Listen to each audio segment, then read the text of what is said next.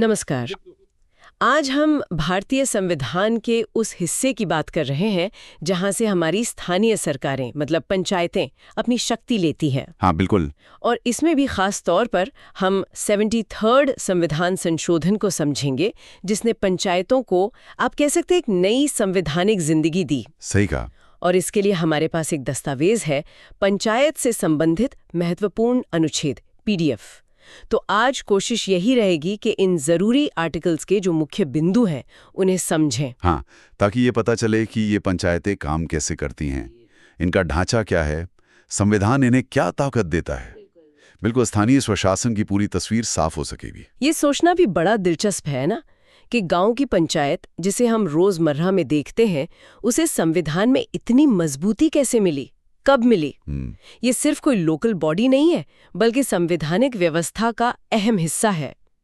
चलिए इसी गुत्थी को थोड़ा सुलझाते हैं।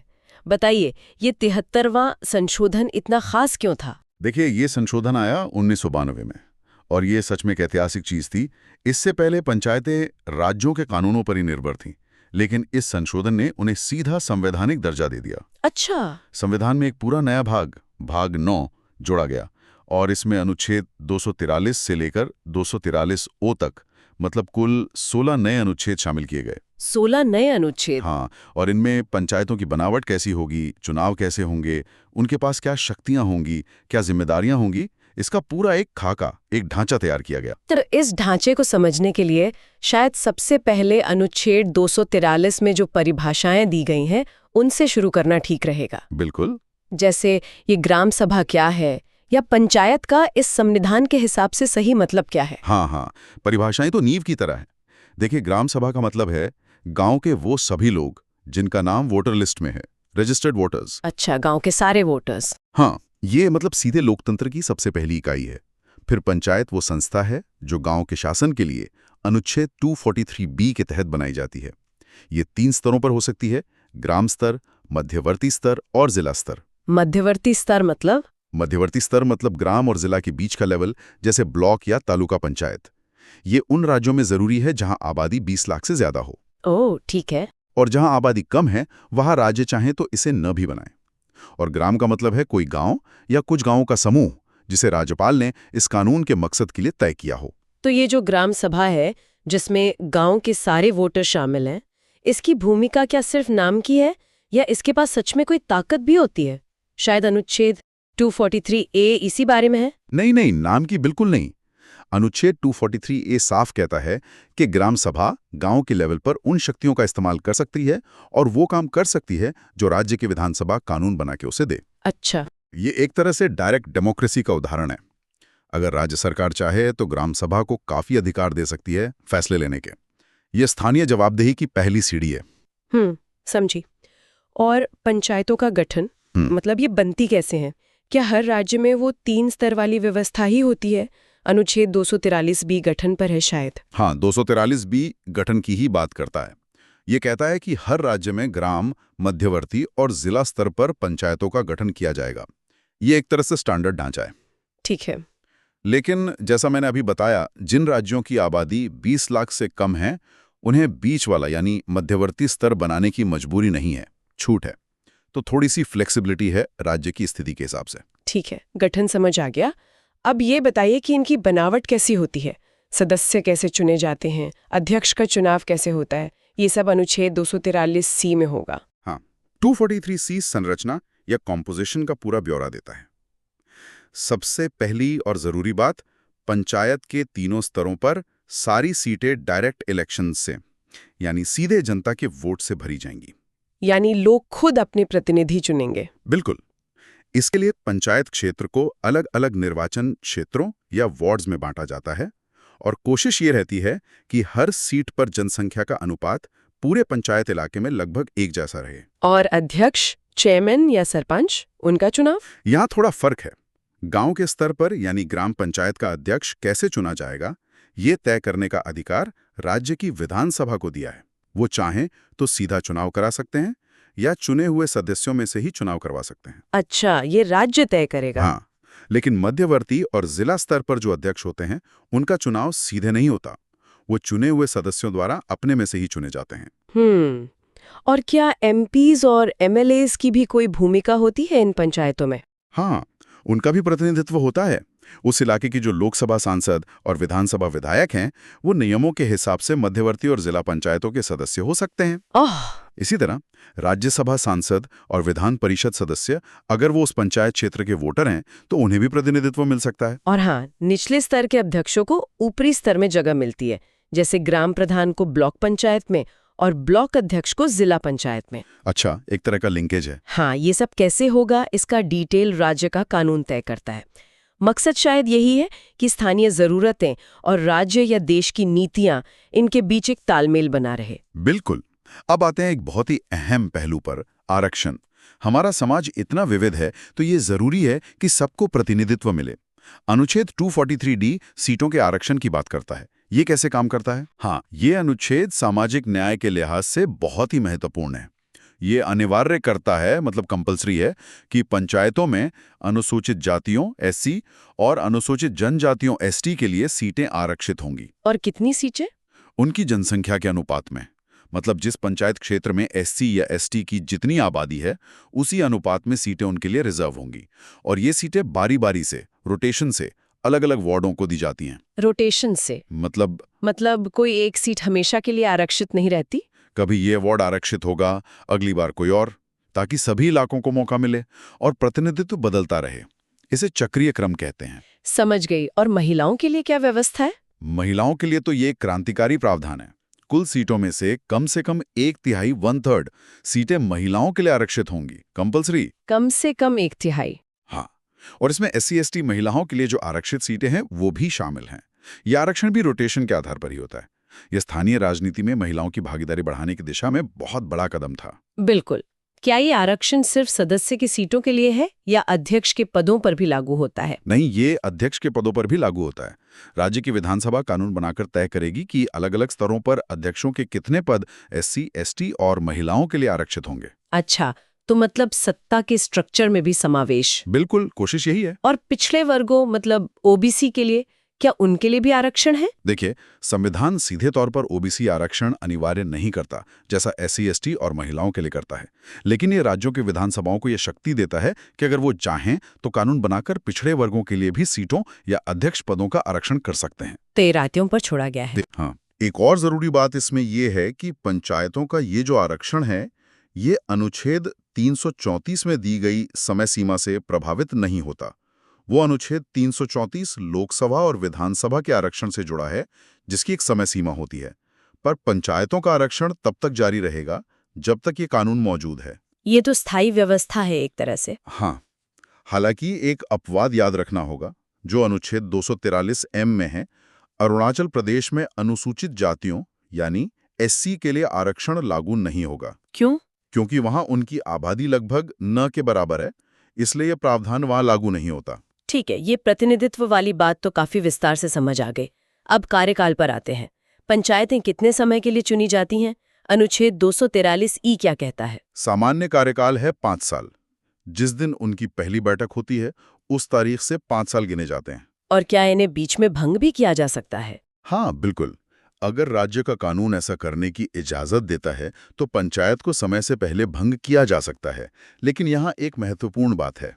अगर पंचायत भंग होती है, तो 6 महीने के अंदर नए चुनाव कराने जरूरी हैं। 6 महीने के अंदर चुनाव? हाँ, ये अनिवार्य है। अच्छा, और मान लीजिए कोई पंचायत बीच में भंग हो गई, हाँ, तो जो नई पंचायत चुनकर आएगी वो कितने समय काम करेगी? पूरे 5 साल? नहीं, यही एक पेच है।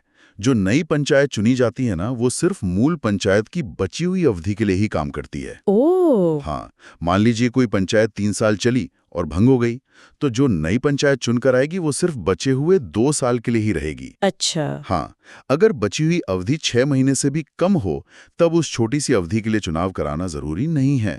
फिर अगले आम चुनाव का इंतजार किया जा सकता है। ये शायद स्थिरता और चुनावी खर्च में संतुलन बनाने के लिए होगा। हाँ, मुमकिन है।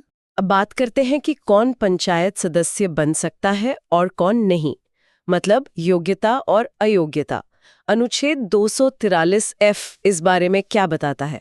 देखिए, 243F कहता है कि कोई व्यक्ति पंचायत सदस्य बनने के लिए अयोग्य होगा अगर वो उस राज्य की विधानसभा का चुनाव लड़ने के लिए किसी कानून के तहत अयोग्य है। अच्छा, जो विधानसभा के लिए अयोग्य वो पंचायत के लिए भी? मोटे तौर पर हाँ। या फिर राज्य की विधानसभा कोई और कानून बनाकर भी अयोग्यता के आधार तय कर सकती है। लेकिन उम्र के मामले में एक खास बात है। क्या? अगर कोई व्यक्ति सिर्फ इसलिए अयोग्य है कि उसकी उम्र 25 साल से कम है, तो वो पंचायत का चुनाव लड़ सकता है, बशर्ते उसने 21 साल की उम्र पूरी कर ली हो। ओह, मतलब पंचायत चुनाव लड़ने के लिए न्यूनतम उम्र 21 साल है, जबकि विधानसभा के लिए 25 साल। बिल्कुल सही। ये तो दिलचस्प है। युवाओं को स्थानीय राजनीति में पहले मौका मिल सकता है। हाँ, कह सकते हैं। अब आते हैं पंचायतों के काम पर, उनकी शक्तियां, उनके अधिकार, उनकी जिम्मेदारियां। अनुच्छेद 243 जी मेरे ख्याल से सबसे अहम अनुच्छेदों में से एक होगा। बिल्कुल, आप सही कह रही हैं। ये अनुच्छेद पंचायतों के कामकाज का, उनके वजूद का आधार है। ये कहता है कि राज्य की विधानसभा कानून बनाकर पंचायतों को ऐसी शक्तियां और अधिकार सौंप सकती हैं जो उन्हें स्वायत्त शासन की संस्थाओं के रूप में काम करने लायक बनाने के लिए जरूरी हों। स्वायत्त शासन की संस्थाएं, इंस्टीट्यूशंस ऑफ सेल्फ गवर्नमेंट, ये शब्द तो बहुत वजनदार लगते हैं। है भी। इसका मतलब है कि पंचायतें सिर्फ सरकारी आदेश मानने वाली एजेंसी ना हों, बल्कि अपने स्तर पर फैसले लेने और काम करने वाली इकाइयां बने। तो किस तरह की शक्तियां देने की बात है इसमें? मुख्य तौर पर 2 तरह के काम सौंपे जा सकते हैं। पहला, आर्थिक विकास और सामाजिक न्याय के लिए योजनाएं बनाना, प्लानिंग करना। हाँ। और दूसरा, उन योजनाओं को लागू करना, इम्प्लीमेंट करना, खासकर उन विषयों पर जो संविधान की 11वीं अनुसूची 11th शेड्यूल में दिए गए हैं। 11वीं अनुसूची, उसमें क्या है?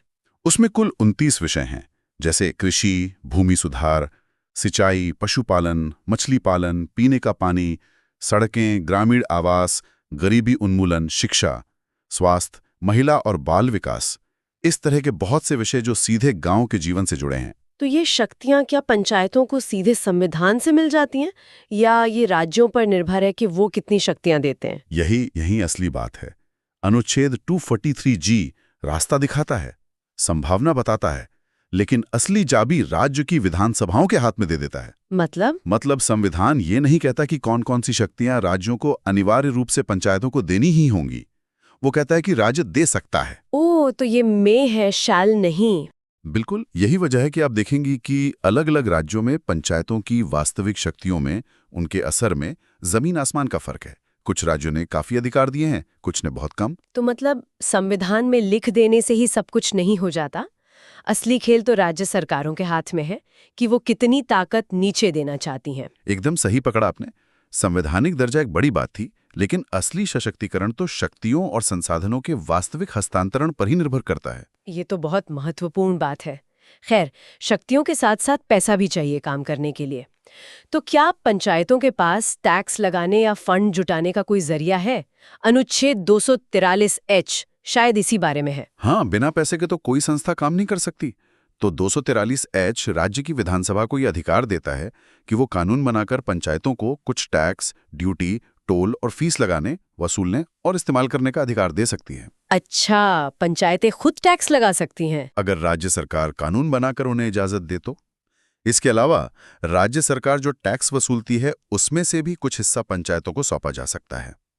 राज्य की संचित निधि, मतलब consolidated fund of the state से पंचायतों को सहायता, अनुदान, ग्रांट्स इन एड देने का भी प्रावधान है। और पंचायतें अपने फंड भी बना सकती हैं जहां सारा पैसा जमा हो। लेकिन ये सब भी फिर वही बात आ गई, राज्य विधानसभा पर ही निर्भर है। बिल्कुल, टैक्स लगाने की शक्ति हो या राज्य से मिलने वाला अनुदान, सब कुछ राज्य के कानून पर टिका है। पंचायतें खुद से कोई नया टैक्स तब तक नहीं लगा सकती जब तक राज्य सरकारों ने कानून बनाकर अधिकृत न करे। तो फिर ये कैसे सुनिश्चित होता है कि पंचायतों को पर्याप्त पैसा मिले? उनकी वित्तीय स्थिति की समीक्षा कैसे होती है? राज्य और पंचायतों के बीच पैसे का बंटवारा कैसे तय होता है? अनुच्छेद 243I में राज्य वित्त आयोग का जिक्र है शायद। हाँ, ये एक बहुत ही महत्वपूर्ण संस्था है, स्टेट फाइनेंस कमीशन।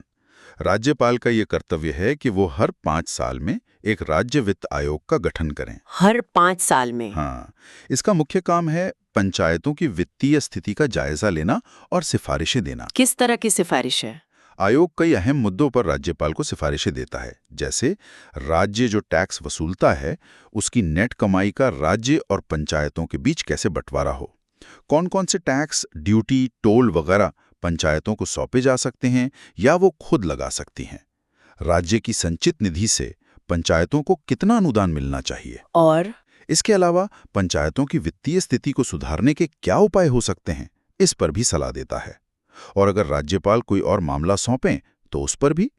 फिर आयोग की रिपोर्ट और उस पर सरकार ने क्या कार्रवाई की, ये सब राज्य विधानमंडल के सामने रखा जाता है। तो ये एक तरह से पंचायतों के लिए वित्तीय संसाधनों का एक संवैधानिक चैनल है। हाँ, ये कोशिश है कि पंचायतों की वित्तीय जरूरतें एक नियमित और तर्कसंगत तरीके से पूरी हों। हमारे स्रोत दस्तावेज में छत्तीसगढ़ के कुछ राज्य वित्तीय आयोगों के अध्यक्षों के नाम भी दिए हैं, वीरेंद्र पांडे से लेकर सर्जियस मिंच तक। हाँ, वो बस एक उदाहरण है कि ये प्रावधान जमीन पर कैसे काम करता है। हर राज्य अपना वित्तीय आयोग बनाता है। छत्तीसगढ़ के संदर्भ में ये नाम दिखाते हैं कि ये प्रक्रिया वहाँ चल रही है। पहला आयोग 2003 में, दूसरा 2011, तीसरा 2016 और चौथा 2021 में बना। ठीक है, अब पैसे के साथ पारदर्शिता भी तो जरूरी है। पंचायतों के खातों का ऑडिट वगैरह कैसे होता है? अनुच्छेद 243J शायद इसी से जुड़ा है। हाँ, 243J छोटा सा अनुच्छेद है पर जरूरी है। ये कहता है कि राज्य की विधानसभा कानून बनाकर ये तय कर सकती है कि पंचायतें अपने खाते कैसे रखेंगी और उनका ऑडिट मतलब लेखाओं की संपरीक्षा कैसे होगी। ये वित्तीय अनुशासन के लिए जरूरी है। और सबसे जरूरी चुनाव। पंचायतों के चुनाव निष्पक्ष हों, समय पर हों, ये कौन देखता है? अनुच्छेद 243K में राज्य निर्वाचन आयोग की बात है। बिल्कुल, जैसे देश के चुनावों के लिए भारत का निर्वाचन आयोग है, वैसे ही पंचायतों और नगर पालिकाओं के चुनावों के लिए हर राज्य में एक राज्य निर्वाचन आयोग, स्टेट इलेक्शन कमीशन या SEC होता है। अच्छा, हर राज्य का अपना अलग। हाँ, हर राज्य का अपना। इसकी जिम्मेदारी है वोटर लिस्ट तैयार करवाना और पंचायतों के सभी चुनावों का अधीक्षण करना, निर्देशन करना और नियंत्रण करना। मतलब चुनाव कराने की पूरी जिम्मेदारी इसी की है। इसका मुखिया होता है राज्य निर्वाचन आयुक्त, स्टेट इलेक्शन कमिश्नर, जिसकी नियुक्ति राज्यपाल करते हैं। क्या ये आयुक्त स्वतंत्र रूप से काम कर पाता है? उसे हटाया कैसे जा सकता है? कहीं उस पर राज्य सरकार का दबाव तो नहीं रहता? देखिए, संविधान ने उसकी स्वतंत्रता सुनिश्चित करने की कोशिश की है। उसे पद से हटाने का तरीका वही है जो हाईकोर्ट के जज को हटाने का है। ओह, मतलब महाभियोग जैसी प्रक्रिया। हाँ, काफी सख्त प्रक्रिया है। ये इसलिए ताकि वो बिना किसी डर या दबाव के निष्पक्ष चुनाव करा सकें। उसकी सेवा की शर्तें राज्यपाल नियमों से तय करते हैं, लेकिन नियुक्ति के बाद उनमें कोई ऐसा बदलाव नहीं किया जा सकता जिससे आयुक्त को नुकसान हो। ये तो महत्वपूर्ण सुरक्षा है। स्रोत में फिर छत्तीसगढ़ के निर्वाचन आयुक्तों का जिक्र है, डॉक्टर सुशील त्रिवेदी से लेकर ठाकुर राम सिंह तक, और आयोग के गठन की तारीख भी 28 सितंबर 2002। हाँ, ये फिर से राज्य स्तर पर इस संवैधानिक व्यवस्था के लागू होने का एक उदाहरण है। ठीक है, अब ये बताइए, क्या ये सारे नियम कानून केंद्र शासित प्रदेशों मतलब यूनियन टेरिटरीज पर भी लागू होते हैं? अनुच्छेद 243L कहता है कि राष्ट्रपति एक नोटिफिकेशन जारी करके इन प्रावधानों को किसी भी केंद्र शासित प्रदेश पर लागू कर सकते हैं। चाहें तो कुछ बदलावों या अपवादों के साथ भी लागू कर सकते हैं। वो नहीं होता? अनुच्छेद 243M कुछ छूटों के बारे में है शायद। हाँ, ये जानना बहुत जरूरी है कि ये प्रावधान हर जगह एक जैसे लागू नहीं होते। अनुच्छेद 243M कुछ क्षेत्रों को इस भाग के दायरे से बाहर रखता है। कौन कौन से क्षेत्र? इसमें शामिल हैं संविधान के अनुच्छेद 244(1) में बताए गए अनुसूचित क्षेत्र, स्केड्यूल्ड एरियाज, और 244(2) में बताए गए जनजातीय क्षेत्र, ट्राइबल एरियाज। अच्छा, शेड्यूल्ड और ट्राइबल एरियाज पर लागू नहीं होता? हाँ, इसके अलावा 3 राज्य, नागालैंड, मेघालय और मिजोरम, इन पर भी ये भाग लागू नहीं होता। मणिपुर के जो पहाड़ी इलाके हैं जहां जिला परिषदें काम करती हैं, उन पर भी लागू नहीं होता। और पश्चिम बंगाल का दार्जिलिंग गोरखा पर्वतीय परिषद वाला क्षेत्र भी इसके दायरे से बाहर है। तो इन सब जगहों पर स्थानीय शासन कैसे चलता है फिर? वहां अक्सर उनके अपने पारंपरिक या विशेष कानून होते हैं या संसद द्वारा बनाए गए अलग कानून लागू होते हैं, जैसे PESA कानून, panchayat extension to scheduled areas. संसद चाहे तो कानून बनाकर इन पंचायत प्रावधानों को अनुसूचित और जनजातीय क्षेत्रों तक बढ़ा सकती है, लेकिन ऐसे कानून को संविधान संशोधन नहीं माना जाएगा। ये छूटें उन क्षेत्रों की खास सामाजिक, सांस्कृतिक और प्रशासनिक जरूरतों को ध्यान में रखकर दी गई हैं। समझी। अब एक आखिरी सवाल अदालतों की भूमिका पर। क्या पंचायत चुनावों को या सीटों के बंटवारे को अदालतों में चुनौती दी जा सकती है? अनुच्छेद 243O शायद अदालती दखल पर कुछ रोक लगाता है। हाँ, ये अनुच्छेद अदालतों के हस्तक्षेप को सीमित करता है। दो मुख्य बातें इसमें। पहली, निर्वाचन क्षेत्रों का जो परिसीमन होता है, मतलब सीमा निर्धारण या सीटों का जो आवंटन होता है, उससे जुड़े किसी भी कानून की वैलिडिटी पर किसी भी कोर्ट में सवाल नहीं उठाया जा सकता। अच्छा। हाँ, और दूसरी बात, पंचायत के चुनाव को अगर चुनौती देनी है तो सिर्फ चुनाव याचिका, इलेक्शन पिटिशन के जरिए ही दी जा सकती है। ये याचिका किसके पास और कैसे दायर होगी, ये राज्य की विधानसभा कानून बनाकर तय करेगी। इसके अलावा किसी और तरीके से चुनाव को चुनौती नहीं दी जा सकती। तो मतलब चुनाव प्रक्रिया को कोर्ट कचहरी से बचाने की कोशिश है। हाँ, शायद यही मकसद है कि चुनावी प्रक्रिया चलती रहे और बेवजह के मुकदमों में ना फंसे। ठीक है, अब इस पूरी कहानी को समेटने के लिए जरा 73rd संशोधन की टाइमलाइन भी बता दीजिए। ये कानून बना कब और लागू कब हुआ? हाँ, ये तारीखें भी महत्वपूर्ण हैं। ये संशोधन लोकसभा से पास हुआ 22 दिसंबर 1992 को। ठीक है। अगले ही दिन 23 दिसंबर 1992 को राज्यसभा से भी पास हो गया। फिर राष्ट्रपति, उस समय डॉक्टर शंकर दयाल शर्मा थे, उन्होंने इस पर अपने हस्ताक्षर किए 20 अप्रैल 1993 को। अप्रैल 93 में? हाँ, और फिर 24 अप्रैल 1993 को ये सरकारी गजट में प्रकाशित हुआ और उसी दिन से लागू हो गया। 24 अप्रैल। इसीलिए शायद इस दिन को राष्ट्रीय पंचायती राज दिवस मनाते हैं। बिल्कुल सही। इसी दिन के उपलक्ष्य में।